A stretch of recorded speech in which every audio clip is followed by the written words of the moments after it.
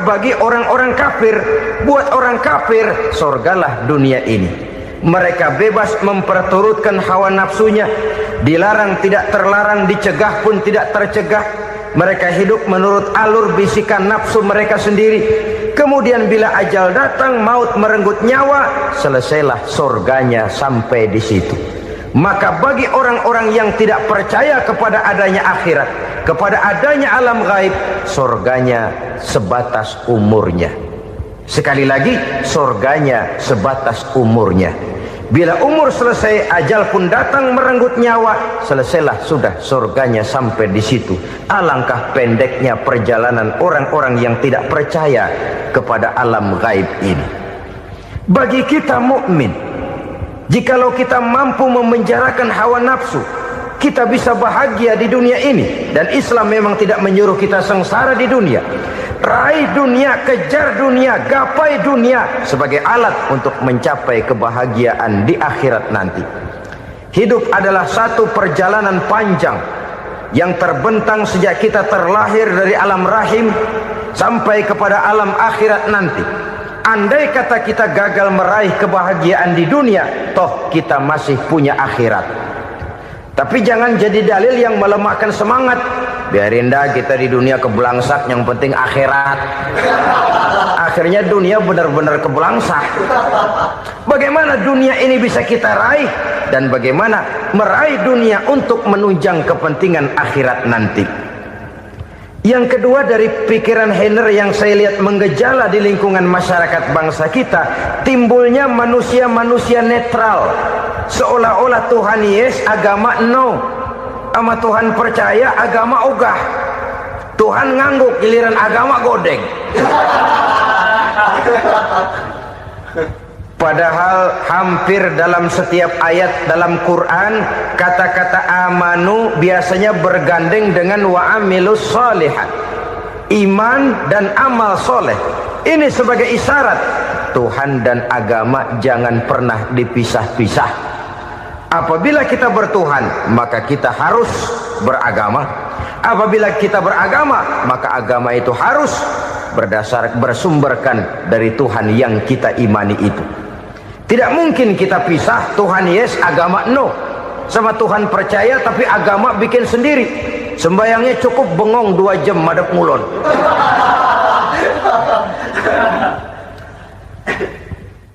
Saudara-saudara kaum muslimin rahimakumullah. Jadi dengan demikian, agama yang kita akui merupakan unsur mutlak di dalam pembangunan sekarang ini, merupakan bagian dari kehidupan yang menuntun kita bahwa di balik alam nyata ini, di balik alam syahadah ini ada alam gaib. Dan mudabbir, murabbi, yang mengatur, yang menguasai, yang memelihara baik dia alam nyata, baik dia alam gaib, tidak lain adalah Allah Subhanahu wa ta'ala. Di sana ada satu super power, satu maha kekuatan yang kita perlu bersandar kepadanya. Sebagai makhluk nyata yang hidup di alam nyata, berbuatlah secara nyata sebagaimana harusnya kita berbuat. Karena Islam jelas bukan agamanya orang pemalas. Islam jelas bukan agamanya orang yang mengajarkan setelah selesai sholat boleh duduk, nggelenggem ayam-ayam, ndelohom, menghitung bintang di langit sambil menunggu keajaiban. Tidak. Islam adalah agama yang mengajarkan apabila sholat sudah selesai kamu kerjakan, bertebaranlah di permukaan bumi, cari karunia Tuhanmu. Jangan hidup berpangku tangan menunggu keajaiban. Karena hidup bukan undian. Jangan berharap untung besar tanpa mau peras keringat. Tapi di sebalik itu toh kita juga harus yakin bahwa di sisi usaha nyata yang kita lakukan ada satu super power, satu maha kekuatan gaib yang menentukan berhasil dan tidaknya usaha kita. Kepercayaan kepada hal semacam inilah yang mendorong kita untuk mempunyai sandaran vertikal, agar jikalau usaha ini berhasil, kita tidak lupa diri dan lupa daratan. Jikalau usaha ini gagal, kita tidak putus asa dan buruk sangka, tidak cupik pandangan dan sempit hati. tapi mampu melihat persoalan dengan kacamata putih sambil husnuzon kepada Allah Subhanahu wa ta'ala. Kita percaya malaikat itu ada. Ada yang namanya raqib dan atid, mengawasi gerak hidup kita sampai kepada gerak hati kita. Ini memberikan sugesti agar kita berhati-hati, tidak sejengkal tanah pun kita bisa berlindung dari pengawasan raqib dan atid. Ada munkar nakir yang akan menyoal kita di alam kubur. Ada malaikat Malik, penjaga neraka. Ada malaikat Ridwan yang menjaga surga. Kita percaya kepada adanya jin, kita percaya kepada adanya setan, iblis.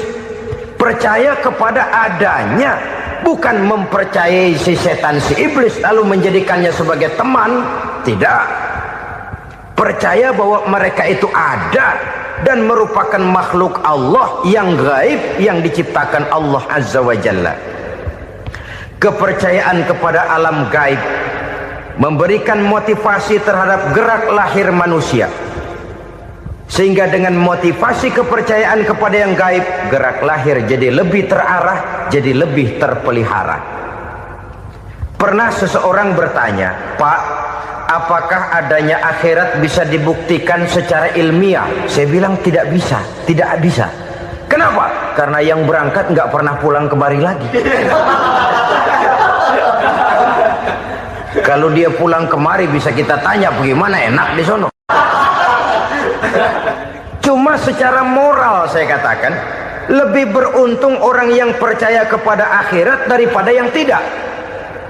Sekarang saudara percaya akhirat ada, lalu saudara baik-baik di dunia, sholat, puasa, zakat, menolong orang lain, menebarkan kebajikan. Saudara mati, andai kata akhirat tidak ada, toh dalam hidup saudara sudah berbuat baik, paling tidak nama saudara akan dikenang sebagai orang baik. Sebaliknya, saudara percaya, kata saya, bahwa akhirat tidak ada, lalu hidup semau-maunya, tenggelam dalam maksiat dan munkarat, menentang Allah, tidak mau ruku dan sujud, lalu saudara mati, kemudian akhirat ada. Ayo, mau apa? Bekal tidak punya. Jadi secara moral lebih beruntung orang yang percaya kepada adanya akhirat daripada yang tidak percaya. Dan itu alam gaib yang tidak bisa dibuktikan secara eksak.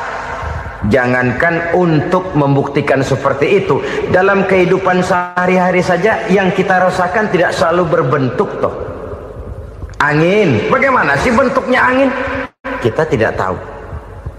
Merah, buktinya kalau dikerok merah. Yang merah itu kulit, yang kulit kita bukan anginnya. Sakit, rasa sakit itu ada, tapi bagaimana bentuk sakit kita nggak pernah tahu. Kalau kita makan cabai pedas, bagaimana bentuk pedas itu tidak ada, tapi rasa ada. Bentuk pedas hijau, cabenya bukan pedasnya. Tidak semua yang kita rasakan bisa kita gambarkan dalam bentuk yang konkret.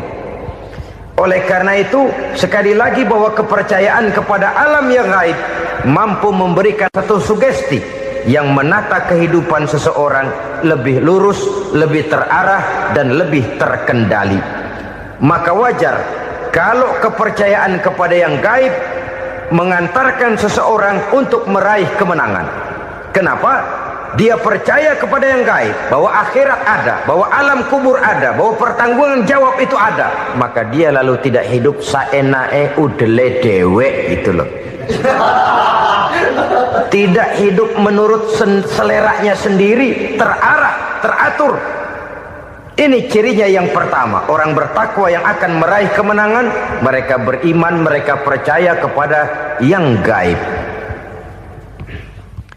Bahkan hal-hal konkret saja selalu berangkat dari yang gaib. Saudara-saudara, para remaja, para pemuda sekarang ini tidak pernah tahu toh siapa yang akan jadi teman hidup saudara. Kita bisa saja ngerancang, mentargetkan, tapi toh akhirnya yang namanya jodoh bukan kekuasaan kita. Rezeki di luar kemampuan kita. Begitu juga ajal. maut, jodoh, ajal adalah contoh-contoh konkret bahwa pada akhirnya yang gaib lah yang menentukan. Bertahun-tahun ngelancong, emang jodoh seret nggak jadi.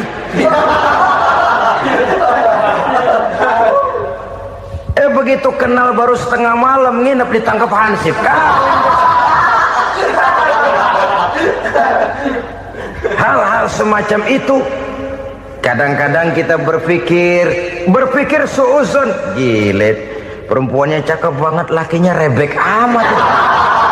Memang begitulah jodohnya. Memang begitulah jodohnya. Saudara hadirin ma'asyiral muslimin yang saya hormati, jadi hal-hal yang konkret saja kita yakini sepenuhnya ditentukan oleh satu superpower yang gaib itu tadi. Dari sanalah segala ketentuan itu berangkat dan kesanalah segalanya akan kembali. Maka kepercayaan kepada yang gaib meluruskan gerak hidup seseorang dan itu akan mengantarkan dia kepada meraih kemenangan. Satu. Yang kedua, wa yuqimuna shalah. Orang bertakwa yang akan meraih kemenangan itu adalah orang-orang yang mendirikan sholat. Kenapa sholat mengantarkan orang untuk meraih kemenangan? Yang jelas, inna sholata tanha anil fahsya'i wal munkar. Sholat mampu mencegah manusia dari perbuatan keji dan munkar. Banyak filsafat hidup yang terkandung di dalam sholat ini. Sejak kita wudhu sampai kita menghadap ke arah kiblat, sampai kita melakukan gerak-gerak sholat, bacaan-bacaan yang ada di dalam sholat, lalu sampai kepada mengucapkan salam. Banyak filsafat hidup yang terkandung di dalam sholat. Umpamanya saja, setelah takbiratul ihram mulai kita dengan sholat dalam posisi berdiri, diajarkan dalam kitab-kitab fikih agar kita melihat ke arah tempat sujud. Ini kan filsafat kehidupan. Kalau kamu sholat dalam posisi berdiri, lihat tempat sujud. Jangan sholat mata jelalatan, sebab nanti bisa mengurangi kekhusyuan. Jadi wajar kalau yang dikatakan bahwa yang paling afdol adalah shaf yang di depan. Kenapa? Secara harfiah pengertiannya akan lebih mengundang kekhusyuan. Kenapa? Kalau kita di shaf paling depan di masjid umpamanya paling banter kita lihat tembok. Tapi kalau kita shaf di tengah atau di belakang, orang-orang di depan kita pun akan kelihatan. Yang bajunya loreng, yang bajunya genggang, yang bajunya macam-macam. Kita lihat, kadang-kadang kita pikirin, ada yang bajunya bolong. Kita sholat tapi dalam hati, nih orang bajunya robek yang nggak tahu apa. Ada saja hal-hal yang mengusik kekhusyuan kita. Oleh sebab itu diajarkan dalam posisi berdiri, lihat, arahkan pandangan matamu kepada tempat sujud. Ini kan filsafat kehidupan. Maksudnya apa? Kalau lagi diri lihat dong tempat sujud. Kalau udah di atas ingat dong sama yang bawah. Kalau sudah tinggi ingat dong dari mana kamu berangkat. Kalau sudah berkuasa bantu dong yang lemah. Kalau sudah kaya santuni dong yang miskin. Kalau sudah alim bimbing dong yang awam. Ini filsafat kehidupan. Dalam posisi berdiri kau lihat tempat sujud. Ini akan melahirkan kepekaan sosial di mana seseorang mau tahu kepada orang lainnya. Bagaimanapun kaya kita, tinggi pangkat dan jabatan kita, jikalau hidup hanya untuk kepentingan perut sendiri saja, rasanya belum membawa manfaat di dalam kehidupan kita. Tapi efek yang tertinggi sesungguhnya, sholat mencegah manusia dari perbuatan keji dan munkar. Perbuatan keji dan munkar walaupun kelihatannya mendatangkan uang, membawa keuntungan, tapi itu keuntungan semu, keuntungan sementara. Dengan menipu orang lain kita bisa dapat untung, tapi tidak membawa berkah. Dan itu adalah kerugian besar dalam kehidupan kita. Maka untuk meraih kemenangan harus dimulai dengan membentuk kepribadian yang tegar, memiliki sandaran vertikal yang langsung kepada Allah Subhanahu wa ta'ala. Dan itu hanya bisa kita tempuh melalui jalur ibadah formal yang sudah ditentukan Allah, yakni sholat yang 5 waktu. Untuk memperkuat itu ada sholat-sholat sunnah, rawatib, nawafil, sebagai terminal kontrol cadangan untuk memelihara stabilitas temperatur batin di dalam kita berhubungan dengan zat yang maha gaib, yaitu Allah subhanahu wa ta'ala. Orang sering bertanya, Pak, itu tetangga saya nggak sholat, duitnya nggak habis-habis, Pak. Nggak sholat tapi mobilnya tambah terus, nggak sholat tapi usahanya makin maju. Tapi di sisi lain ada orang yang rajin sholat, rezekinya butak bener.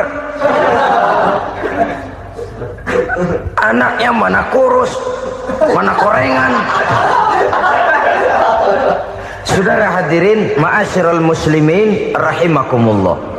Harus saya katakan bahwa sholat memang bukan untuk cari duit. Sholat adalah sandaran vertikal kita kepada Allah. Sedangkan soal rezeki itu berkaitan dengan sifat Allah maha pengasih dan maha penyayang. Allah maha pengasih, siapapun dikasih kalau mau usaha. Allah maha penyayang, tidak semua orang disayang oleh Allah azza wa jalla. Dan belum tentu banyak harta itu merupakan nikmat. Mungkin juga istidraj. Artinya istidraj itu dikasih tapi diambulin, kalau bahasa Betawinya itu.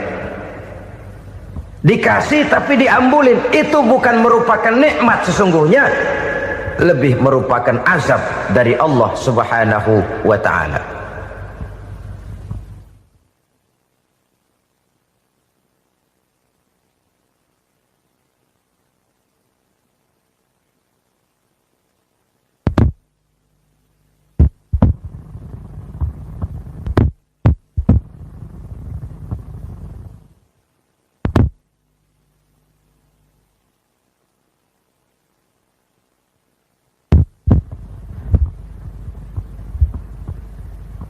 Agama mempunyai sistem sholat, dan kita umat Islam telah dituntun oleh Allah subhanahu wa ta'ala yang wajibnya 5 kali dalam sehari semalam mendirikan sholat, dan itu tentu berada dalam jangkauan kemampuan manusia.